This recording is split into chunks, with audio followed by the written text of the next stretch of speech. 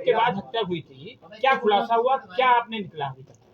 देखिए 13/14 की रात्रि हॉस्पिटल हैलेट से हमें एक सूचना प्राप्त होती है जिसमें एक महिला उसकी संदिग्ध परिस्थितियों में मृत्यु हो चुकी होती है। तो तत्काल पुलिस जो है एक्शन पे आती है, घटनास्थल का मुआयना किया जाता है, उच्चाधिकारियों द्वारा भी वहाँ पे पहुँच के जो भी चीज़ें वो देखा गया।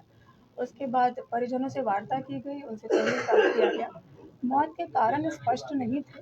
परिजनों के तहरीर के आधार पे 302 में मुकदमा पंजीकृत किया गया था और चूँकि मौत जो है मृत्यु संदिग्ध हालत में थी, इसीलिए पैनल से पोस्टमार्टम करवाया गया।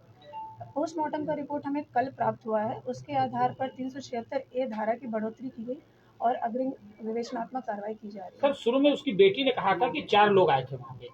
जाहिर सी बात है, प्लानिंग थी कि 2 लोग उसको बेटी को लेकर बाहर चले गए, उसके बाद 2 लोग वहाँ रह गए। अंदर से दरवाजा बंद था, बेटी ये भी कह रही थी। अगर ऐसा मामला था तो सब के सभी आरोपी बनते हैं उसमें। अभी तक क्यों नहीं बने? और दूसरी चीज, पूरे कमरे में खून के छींटे लगे हुए थे, तो क्या पुलिस ये समझ नहीं पाई खून के छींटे कैसे आए वहाँ से? जी जैसा कि आप कह रहे हैं कि वहाँ पे 4 लोग थे। अभी तक जितने भी हमें एविडेंस प्राप्त हुए हैं, उस एविडेंस के हिसाब से जो मुलज़िम एक है कुलदीप यादव, उस पे पुष्टि हो रही है। बाकी जो अभियुक्त हैं वो हमारे हिरासत में हैं, उन सब से गहनता से पूछताछ हो रही है और जैसे भी हमें फैक्ट्स मिलेंगे, सीसीटीवी का अवलोकन किया जा रहा है, सीडीआर का अवलोकन किया जा रहा है, उस हिसाब से पुलिस जो है अग्रिम विधिक कार्रवाई करेगी। 3 दिन से मृतक की बेटी ने बताया कि वो 2 और जो उसके साथी थे वो साथ में ले गए, करीब 1 घंटे तक उसे टहलाते रहे, फिर वापस लाए। तो ऐसा आपको लगता नहीं कि उनकी भी इंटेंशन रही है?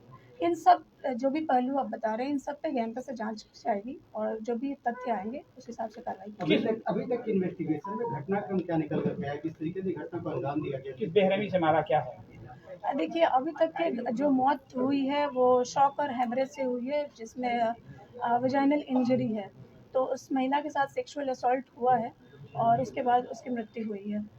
पूरा घटनाक्रम यही है कि इन लोगों ने वहाँ पे पार्टी करी है और उसके बाद जो है एक-एक करके जो है व्यक्ति उसमें से निकलते गए। लास्ट में जब इसकी जो महिला की परिजन वहाँ पे पहुँचे हैं, तो उसमें जो अभियुक्त है वही मिला था और उसी के टी-शर्ट पे जो है ब्लड स्टेन थे। उसी आधार पे अभी उसको गिरफ्तार किया तो गया है। गैंगरेप करने के बाद उसको मारा गया? नहीं, अभी इसकी पुष्टि कुछ कहा नहीं जा सकता है क्योंकि हमें मौके से सिर्फ़ एक ही व्यक्ति मिला है और इसीलिए एक ही के खिलाफ धारा आपने कहा नहीं एक-एक करके निकलते गए, उसके बाद हमको एक और मिला, नहीं, तो ऐसा नहीं हो सकता कि सबने गैंगरेप किया जिस उसके हिसाब बाद से हमने एक-एक? फुटेज देखा है कि जब एक-एक करके निकले तो बेटी वहाँ पे मौजूद है। तो बेटी ने इसकी पुष्टि नहीं करी है। बेटी के सामने ही वो सारे लोग निकले हैं।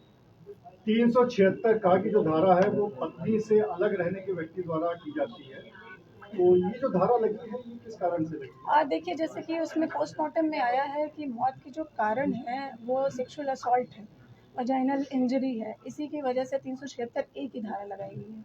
किस तरीके की पार्टी थी, शराब पार्टी थी या इस तरीके की पार्टियां अक्सर वहाँ पर हुआ करती थी? जी हमें मौके से मिला है, उसमें शराब भी पी गई है।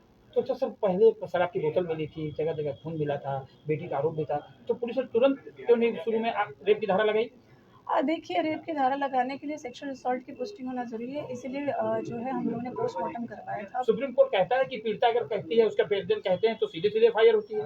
पीड़िता तो कहने के लिए वहाँ पे थी नहीं, उसने डाइंग डिक्लेरेशन ऐसा कुछ दिया बेटी नहीं की है। उनकी बेटी बता रही थी पूरा घटनाक्रम कि क्या देखिए एफआईआर जो हमें प्राप्त हुआ उसमें 302 की ही धारा बन रही थी, आपको ऐसा लगता नहीं 376 कि की पूरे धारा नहीं बन घटनाक्रम रही में थी। थानेदार ने लापरवाही की है? देखिए इसमें जो कुछ भी आप लोग कह रहे हैं उन सब की कड़ाई से पूछताछ की जाएगी, जांच होगी, अगर ऐसा कुछ दिखता है तो उस पर भी कार्रवाई की अच्छा, जाएगी। एक सवाल ये बेरहमी।